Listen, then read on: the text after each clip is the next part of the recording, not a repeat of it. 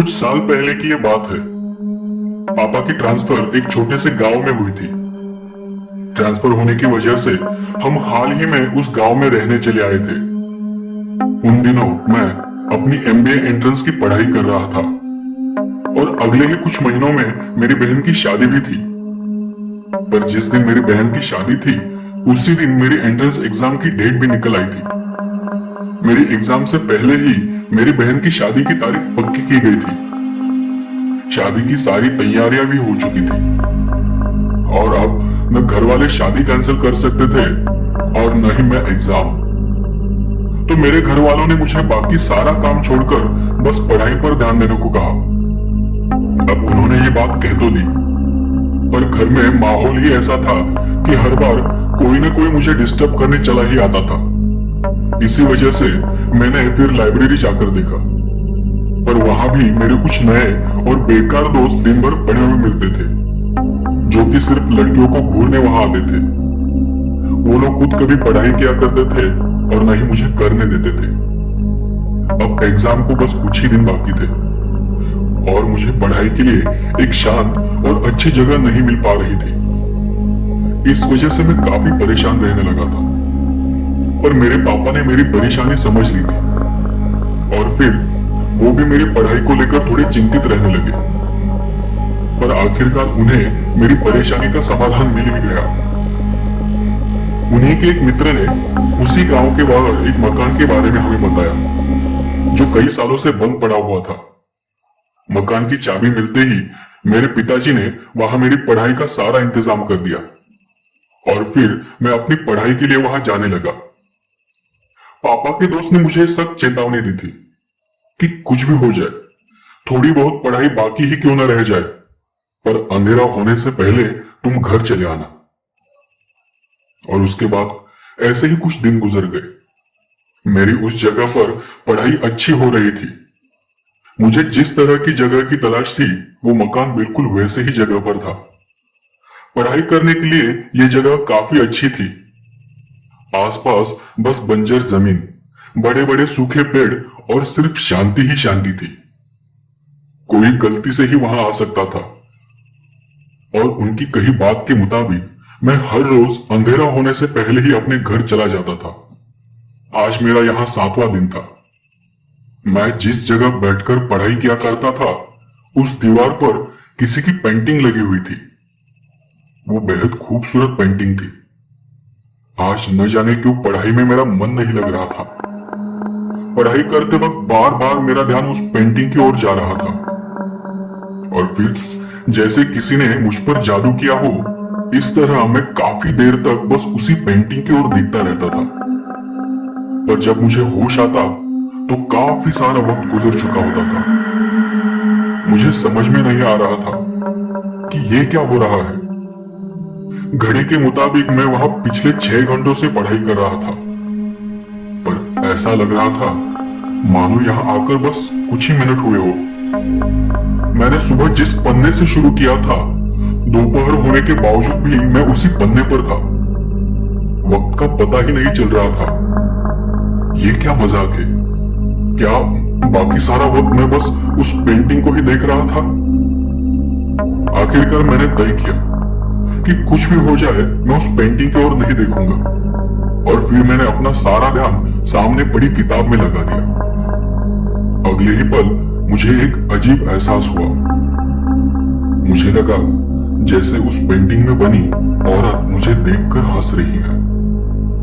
मेरा ध्यान फिर से उस पेंटिंग की ओर गया। मुझे लगा शायद ये मेरा वहम होगा। मैं फिर अपनी पढ़ाई करने लगा। वक्त गुजरता चला जा रहा था। अचानक मुझे अजीब सी अकड़न सी महसूस होने लगी। शायद मेरा मन कह रहा था कि जल्दी से यहां से दूर निकल जाओ। मैंने फिर घड़ी में देखा। शाम का वक्त हो चला था। तभी मुझे मेरे पापा के उस दोस्त की कही बात याद आ गई। उन्होंने मुझे शाम होने से पहले ही घर वापस आने को कहा था। पर उन्होंने ऐसा क्यों कहा था? क्या ये कोई रहस्यमय जगह है या फिर उस तस्वीर में कुछ रहस्य छिपा है? मुझे अब कुछ कुछ एहसास होने लगा था कि इस जगह में कुछ तो अजीब बात है।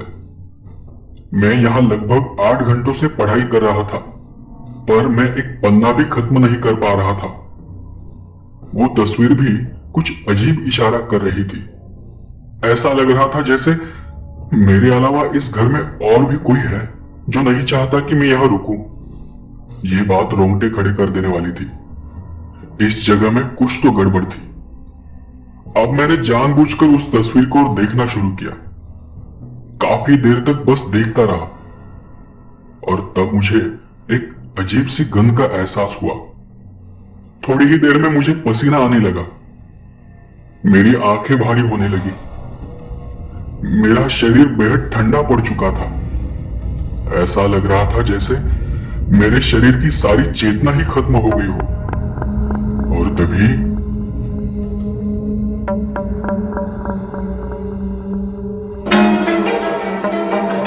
अचानक वो तस्वीर जोर से हंस पड़ी। मेरी तो रूह कांप गई। मैं दौड़कर उस घर से बाहर चला गया। बाहर सब तरफ बस अंधेरा ही अंधेरा था। पर जब मैंने उस घर की ओर देखा तो मुझे घर के दरवाजे के पास एक साया दिखाई पड़ा जो कि मेरी तरफ ही देख रहा था। मैं वहां से भागकर अपने घर चला गया। घर जाकर मैंने अपने पापा को पूरा वाकया सुनाया। तब उन्होंने अपने उस दोस्त को हमारे घर पर बुला लिया और उन्हें भी मेरे साथ हुई घटना के बारे में बताया। तब उन्होंने हमें उस घटना के पीछे की सारी हकीकत सुनाई। वो एक सरकारी मकान है, पर कई सालों से वो मकान बंद है। हालांकि आज जो तुम्हारे साथ हुआ वो आज तक कभी भी दिन के वक्त और किसी के साथ हुआ नहीं था। कई सालों पहले उस मकान में शहर के बड़े बड़े अफसर रहा करते थे। मैंने भी ये कहानी गांव वालों से सुनी थी कि एक बार एक सरकारी अफसर वहां रहने आया था। कहते हैं कि उसकी पत्नी बेहद खूबसूरत थी, पर वो अफसर अपनी पत्नी पर शक किया करता था। उसे हर रोज मारता पीटता था और इसी के चलते एक रात उसने अपनी पत्नी की एक बेहद ही खूबसूरत तस्वीर बनाई और तस्वीर बनाकर उसे मार डाला। और उसके बाद भी वो उस तस्वीर को वहां से न ले जा सका। अगले कुछ दिनों में एक हादसे में उस अफसर की भी मौत हो गई। वो तस्वीर तब से वहां है। अब ये कहानी सच है या फिर झूठ है, इस बारे में मुझे कुछ भी पता नहीं था, पर डर की वजह से मैंने उस तस्वीर को वहां से हटाने की कोशिश नहीं की। हालांकि मैंने उस तस्वीर को ठीक से ढक दिया था और तुम्हें बताया भी था कि अंधेरा होने से पहले वहां से घर चले आना। पर मैं तुम्हें वो कहानी सुनाकर डराना नहीं चाहता था। कहानी सुनकर शायद तुम्हारा पढ़ाई में मन न लगता और इसलिए मैंने तुम्हें वो बात नहीं बताई। तब मेरे पापा ने हमें बताया कि उस मकान की सफाई करते वक्त उन्होंने ही उस तस्वीर से कपड़ा हटा दिया था। पर अब एक बात साफ थी कि मैं पढ़ाई करने के लिए फिर कभी भी उस मकान में जाने वाला नहीं था।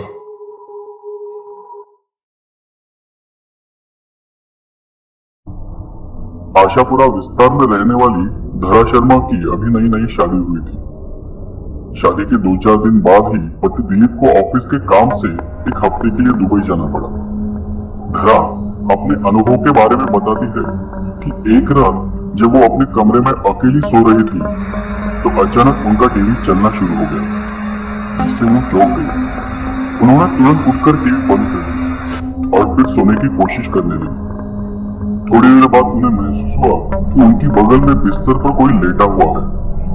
टीवी की अपने आप चलना और किसी की मौजूदगी का एहसास होना घर में अकेली लेटी महिला को डरा देने के लिए काफी था। धरा जिस करवट लेटी थी उसी करवट लेटी रही। उन्हें समझ नहीं आ रहा था कि करे तो क्या करे। खुद को समझाने के लिए उन्होंने सोचा कि शायद ये उनका वहम हो, लेकिन थोड़ी ही देर बाद उन्हें फिर से वही अनुभव हुआ कि जैसे बिस्तर का गद्दा दब रहा हो और बगल में लेटकर कोई करवट बदल रहा हो। इस एहसास से धरा के रोंगटे खड़े हो गए। वो समझ नहीं पा रही थी कि ये सब क्या हो रहा है। बहुत हिम्मत जुटाकर वो बिस्तर से उठी और पीछे पलट कर देखा। वहां कोई नहीं था। लेकिन जब उनकी नजर गद्दे पर पड़ी तो धरा का दिल दहल गया। गद्दा नीचे की ओर दबा हुआ था और ऐसा दिख रहा था जैसे उस पर कोई इंसान लेटा हुआ है। अब वो चिल्लाना चाहती थी पर खौफ और डर के मारे उनके हलक से आवाज तक नहीं निकली। दिल की धड़कन बहुत तेज हो चली थी। घबराहट में धरा ने तकिया उठाकर उस जगह पर फेंका जहाँ गद्दा दबा हुआ था। ऐसा करते ही बिजली की तेजी से गद्दा ऊपर आकर ठीक हो गया और धरा को ऐसा भास हुआ कि वहां से कोई परछाई तेजी से उठ खड़ी हुई है। इसके बाद करीब 30 मिनट तक कोई हलचल नहीं हुई। तब धरा में थोड़ी बहुत हिम्मत बनी और उसने पास पड़े मोबाइल से बगल के कमरे में सो रही अपनी सासू माँ को फोन किया। उनकी सास तुरंत दौड़कर धरा के कमरे में आ गई और पूछने लगी कि क्या हुआ है। अभी धरा कुछ बोले उसके पहले उसे फिर से ऐसा कुछ दिख गया जिसे देखकर उसके होश उड़ गए। धरा ने देखा कि उसकी सासू माँ के पीछे एक जवान औरत की धुंधली परछाई खड़ी थी। उसकी आंखों की जगह काले गहरे गड्ढे थे और उसका कद करीब करीब कमरे की छत जितना ऊंचा था। ये भयानक नजारा देख धरा वहीं बेहोश हो गई और उसी रात उन्हें अस्पताल में दाखिल करना पड़ा। डॉक्टर ने कहा कि डर के मारे उन्हें लो ब्लड प्रेशर की शिकायत हो चुकी है। धरा के ससुराल वाले वह मकान छोड़ने को राजी नहीं है, इसलिए धरा आज भी अपने मायके रहती है। लेकिन इस घटना के बाद धरा को इसके पीछे का कारण पता चला। धरा के पति दिलीप की पहले भी शादी हो चुकी थी और उसके ऊपर दहेज की लालच में पहली पत्नी को जहर देकर मारने का मुकदमा भी चल रहा था। बदनामी के कारण दिलीप अपनी माँ के साथ एक नए घर में आकर रहने लगा था, जबकि उसके पिता अभी भी पुराने घर की देखभाल कर रहे थे। धरा के परिवार वालों को शादी से पहले ये बात पता नहीं चल पाई, लेकिन इस घटना के बाद जब धरा ने दिलीप को आप बीती सुनाई तो उसने अपनी पहली पत्नी का राज खोला। हालांकि उसका कहना था कि पत्नी को उसने जहर नहीं दिया था, बल्कि उसने खुद ही जहर खाकर जान दी और अदालत में ये मुकदमा आज भी चल रहा है। इंसानों की भीड़ भरी दुनिया में बसती हैं कुछ ऐसी खौफनाक हकीकतें जिनका सामना होने पर जिंदगी के मायने बदल जाते हैं। अमूमन जब तक इंसान इन पारलौकिक शक्तियों से रूबरू नहीं होता तब तक वह इन्हें नहीं मानता, पर जिन लोगों को इस प्रकार के डरावने अनुभव से गुजरना पड़ता है उनकी जिंदगी खौफ से भर जाती है। आइए जानते हैं कुछ ऐसी ही डरावनी और सच्ची कहानियों के बारे में। अलमारी का भूत। गोंडल शहर में किराए के मकान में स्थायी हुए अनंत पेशे से शिक्षक है। अनंत स्कूल में काफी लोकप्रिय टीचर है। स्कूल में पढ़ाने के बाद वो बच्चों को अपने घर पर ट्यूशन भी पढ़ाते हैं। अब तो उनकी शादी हो चुकी है, पर जब वो कुंवारे थे तब उन्हें अपने किराए के घर में एक भयानक अनुभव हुआ था। एक शाम जब वो अपनी आराम कुर्सी पर बैठ सुस्ता रहे थे तभी अचानक उनकी अलमारी का दरवाजा अपने आप धड़ाम से खुल गया। इस आवाज से वह चौंक गए। उन्हें काफी डर महसूस हुआ क्योंकि उस शाम वहां कोई हवा नहीं चल रही थी और घर पर वो अकेले ही रहते थे। वह उठकर अलमारी का दरवाजा फिर से बंद कर कुर्सी की ओर जाने लगे। तभी उन्हें महसूस हुआ कि किसी ने उनका नाम पुकारा है और वो आवाज उस अलमारी के अंदर से आ रही थी। इस भयानक घटना से अनंत बुरी तरह डर गए। उन्हें वही खड़े खड़े पसीने आने लगे और वह बुरी तरह कांपने लगे। डरते डरते उन्होंने पीछे मुड़कर देखा तो अलमारी का दरवाजा धीरे धीरे हिल रहा था, जैसे कि अंदर से कोई उसे धक्का दे रहा हो। खौफ के मारे कांपते हुए अनंत थोड़ी देर वह अजीब नजारा देखते रहे। तभी अचानक अलमारी से गाढ़ा काला धुआं बाहर आने लगा। ये सब पारलौकिक घटनाएं देख अनंत की चीख निकल गई। अनंत दौड़कर घर के बाहर आ गए और सारी बातें अपने पड़ोसियों को बताने लगे। अनंत के पड़ोसी उनके साथ घर में दाखिल हुए और उन सब ने वहां जो भी देखा उसे देखकर सबके होश उड़ गए। कमरे की छत पूरी तरह से काली पड़ चुकी थी। अलमारी के दोनों दरवाजे उखड़े हुए थे और सारा सामान नीचे जमीन पर बिखरा हुआ था। लोग कुछ समझ पाते इससे पहले वहां रखी अलमारी धड़ाम से जमीन पर आ गिरी। अनंत के साथ साथ अब सभी लोग इस भूतहा अनुभव से घबरा गए और बाहर की तरफ भागे। कुछ लोगों को भागते भागते एक चीख सुनाई दी, चले जाओ सब। पर किसी ने पीछे मुड़कर देखने की हिम्मत नहीं की। इस खौफनाक अनुभव के कारण अनंत बुरी तरह से बीमार पड़ गए और फिर कुछ दिन के लिए अपने गांव पर अपने माता पिता के पास लौट गए। जब वो गोंडल वापस लौटे तो कभी उस घर में वापस नहीं गए और किसी और मोहल्ले में रहने चले गए। मोहल्ले में रहने वाले बुजुर्गों से पता चला कि वो मकान अंग्रेजों के जमाने की बनी एक हवेली को तोड़कर बनाया गया था। कहते हैं कि उस हवेली का मालिक बहुत क्रूर इंसान था और एक बार उसने अपने नौकर को जलाकर मार डाला था और उसकी अचली लाश को उस अलमारी में छिपा दिया था।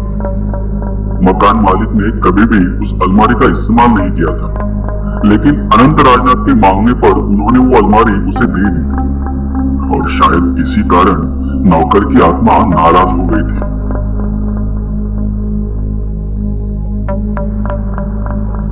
राजकोट में एक एटीएम सर्विस कंपनी में काम करने वाले राकेश परमार एक मध्यम वर्ग के प्रामाणिक इंसान है। उनकी शादी को अब करीब करीब 4 साल हो चुके हैं। उन्हें एक बेटा भी है। वैसे तो राकेश पाठ पूजा में कम ही मानते हैं, पर रास्ते में कोई मंदिर या मस्जिद आ जाए तो अपना सिर झुका भी लेते हैं। राकेश की नौकरी का समय वैसे तो दिन के 8 या 8.5 घंटे का होता है, पर एटीएम मशीन का फॉल्ट आने पर उन्हें रात के किसी भी वक्त सर्विस देने जाना पड़ता था। अपने इसी काम के चलते वो एक रात अपनी बाइक पर जा रहे थे। उन्हें शहर से थोड़ी ही दूर एक रिहायशी इलाके के पास में एटीएम फॉल्ट ठीक करने जाना था। वैसे तो ऐसे कामों के लिए 2 आदमी जाते हैं, पर राकेश का पार्टनर उस रात बीमार था, तो सर्विसिंग के लिए उन्हें अकेले ही जाना पड़ा। स्पॉट पर जाकर राकेश ने अपनी बाइक स्टैंड पर लगाई।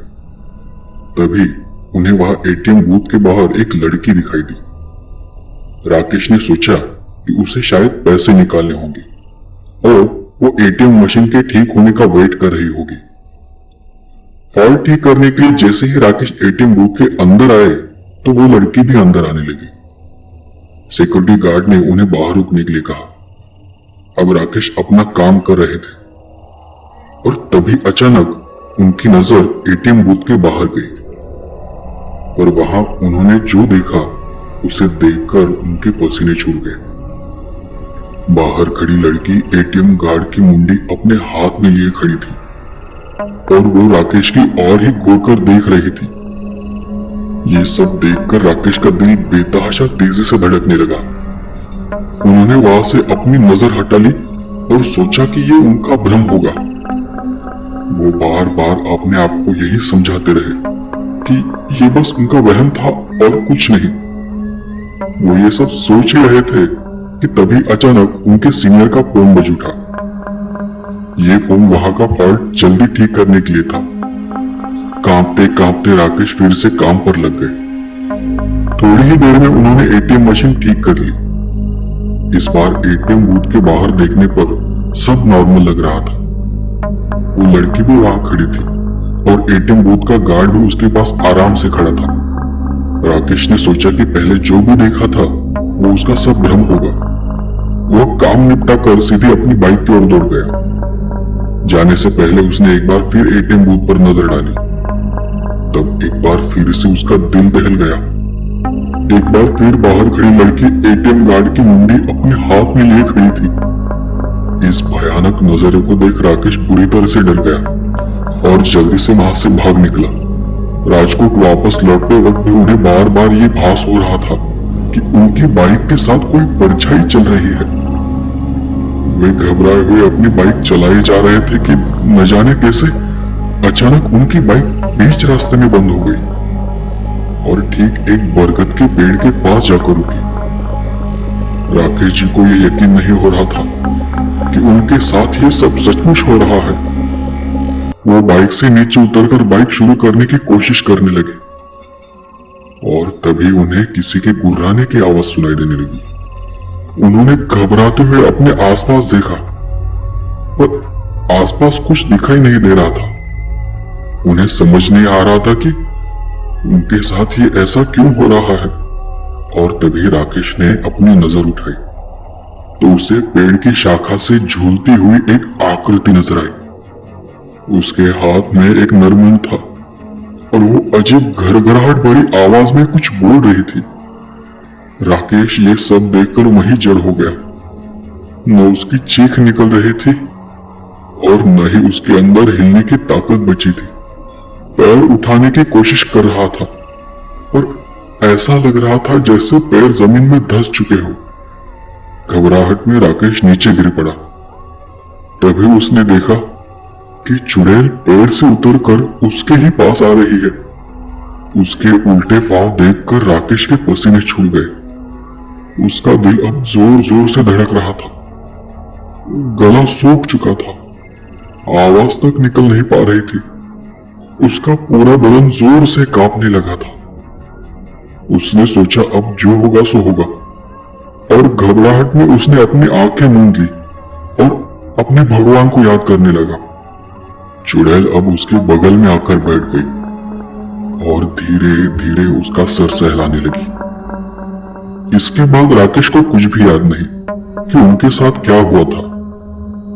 जब होश आया तो वो एक अस्पताल में थे। सुबह कुछ स्थानीय लोगों ने उन्हें रास्ते में बेहोश पड़ा देखकर हॉस्पिटल पहुंचा दिया। इस घटना के महीनों बाद तक राकेश बेसुध रहे थे और काफी पूजा पाठ करने के बाद ही उनकी हालत फिर से सामान्य हो पाई थी। अब वे राजकोट छोड़ चुके हैं और एक सामान्य जीवन जी रहे हैं।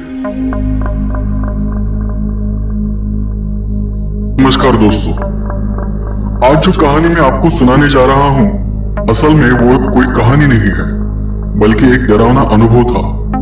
कहानी शुरू करने से पहले आपसे एक रिक्वेस्ट है कि मेरे चैनल को सब्सक्राइब करें। तो चलिए शुरू करते हैं। आज से कुछ साल पहले की बात है, जब मैं पुणे के कॉलेज में पढ़ता था। उस वक्त मैं मेरे कुछ दोस्तों के साथ एक हॉस्टल में रहा करता था। हमारा हॉस्टल हमारे कॉलेज से करीब 1-1.5 घंटे की दूरी पर था। ऐसे ही एक रात की बात है। नवंबर का महीना था और ठंड का मौसम था। रात करीब 11 बज चुके थे।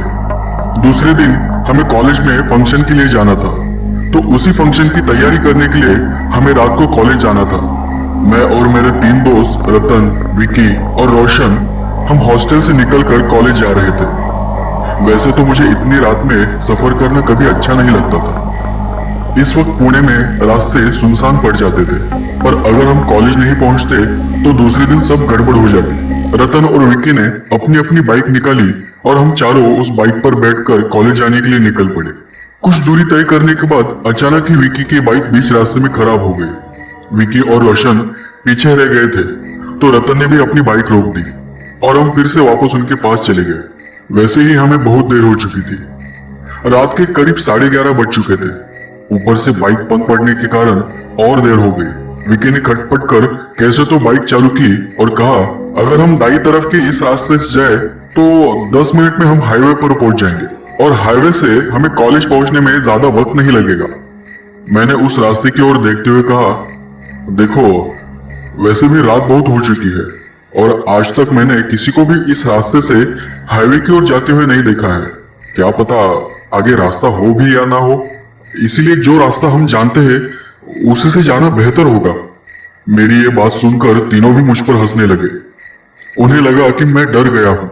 वैसे भी कॉलेज में सब मुझे डरपोक कहकर बुलाते थे। मुझे फट्टू कहकर वो तीनों आपस में ही हंसने लगे और उन दोनों ने अपनी अपनी बाइक उसी सुनसान रास्ते की ओर मोड़ दी। मेरे पास और कोई चारा ही नहीं था। मैं न चाहते हुए भी उनके साथ जा रहा था। हम उस सुनसान रास्ते पर थे पर कहीं कोई हाईवे नजर नहीं आ रहा था। तो मैंने रतन से कहा, देखा मैंने कहा था हम पिछले 15 मिनट से इस रास्ते से जा रहे हैं पर कहीं कुछ नजर नहीं आ रहा। विकी हमारे आगे आगे ही जा रहा था कि अचानक उसने जोर से ब्रेक मारी और अपनी बाइक बीच रास्ते में ही रोक दी। रतन ने भी बाइक धीमी की और हम उनके पास जा पहुंचे। रतन ने पूछा, क्या हुआ, फिर से बाइक खराब हुई क्या? तो विकी ने आगे देखते हुए कहा, अरे नहीं, जरा वहां सामने तो देखो, कोई औरत बीच रास्ते में खड़ी है शायद। और बस फिर क्या था, इतना सुनते ही मेरे रोंगटे खड़े हो गए, हाथ पांव कांपने लगे। तभी रतन ने बाइक से नीचे उतरते हुए कहा, अबे डरपोक, इतना क्यों डर रहा है? शायद उस बेचारी को हमारी मदद की जरूरत हो। तो विकी बोला, अरे चलो जरा आगे जाकर तो देखते हैं। उस औरत को देख रोशन भी थोड़ा सा डर गया था। विकी को रोककर उसने कहा, अरे पागल हो गए हो क्या? जरा सोचो, कोई भी घरेलू औरत इतनी रात गए ऐसे सुनसान रास्ते पर अकेले क्यों आएगी? और चलो माना कि वो भूत नहीं है, पर क्या पता लुटेरों की कोई चाल हो। वैसे भी मैंने सुना है कि ऐसे सुनसान रास्तों पर लुटेरे होते हैं। अच्छा होगा कि हम यहीं से पीछे चले जाएं। पर विकी और रतन हमारी बात सुनने को कहाँ राजी थे।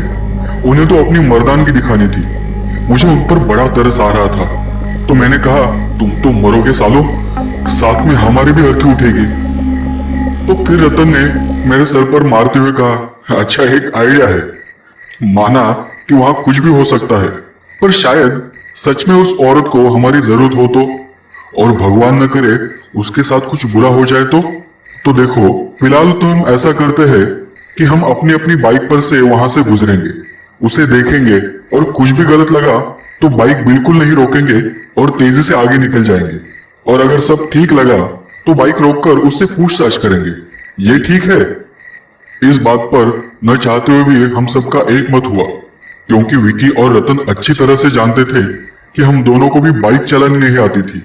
तो विकी और रतन दोनों ने अपनी अपनी बाइक चालू की और हम उनके पीछे बैठ गए। वो औरत अब भी उसी जगह पर खड़ी थी, न आगे जा रही थी और न ही पीछे आ रही थी। हम धीरे धीरे उस औरत के करीब पहुंच गए। पहले तो विकी ने उसे पीछे मुड़ के देखा तो उसे सब ठीक लगा, तो उसने पहले अपनी बाइक रोक दी और फिर हम भी वहां रुक गए। देखा कि वो औरत रो रही थी।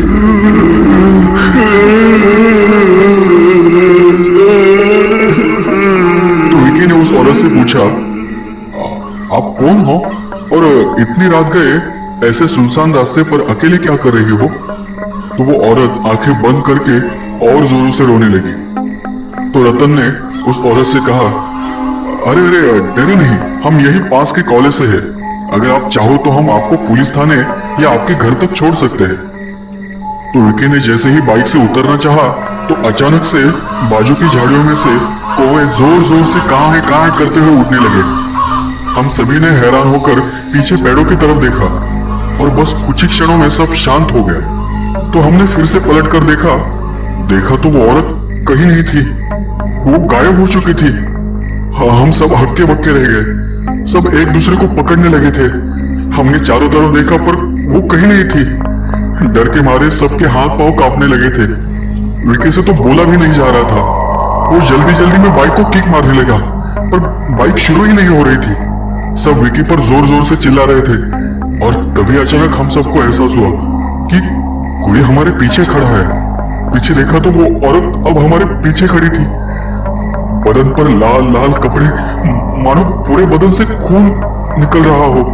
आंखें थी पर कोई चेहरा नहीं था। चेहरे पर भी बस खून ही खून नजर आ रहा था। वो जोर जोर से चीख रही थी और हम यहाँ कांप रहे थे। और देखा कि वो धीरे धीरे हमारी ही तरफ बढ़ने लगी है। विकी ने जोर जोर से बाइक को किक मारी और जैसे तैसे बाइक शुरू की। हम दोनों भी कूदकर पीछे बैठ गए और उन दोनों ने फिर बड़ी तेजी से बाइक भगाई। दिल इतना जोरों से धड़क रहा था कि कुछ देर वहां रुकते तो हमारा हार्ट फेल ही हो जाता। कुछ ही देर में जब हम सभी हाईवे तक पहुंच गए और बाकी गाड़ियां नजर आने लगी तो हम सभी ने हाईवे पर बाइक रोक दी। हम तब भी डर के मारे कांप रहे थे। कोई किसी से बात नहीं कर रहा था। जो कुछ भी हमने देखा था सब इतना भयानक था कि मुंह से आवाज तक निकल नहीं रही थी।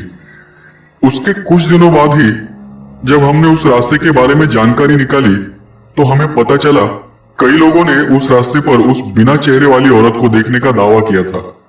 और उसी वजह से जो कोई भी एक बार उस रास्ते से गया था उसने फिर उसी रास्ते से जाने की हिम्मत नहीं की थी। कहते हैं कि उस रास्ते पर एक दर्दनाक हादसा हुआ था और उस हादसे में उस औरत की मौत हुई थी। हादसा इतना भयानक था कि उसमें उसका चेहरा पूरी तरह से कुचल दिया गया था।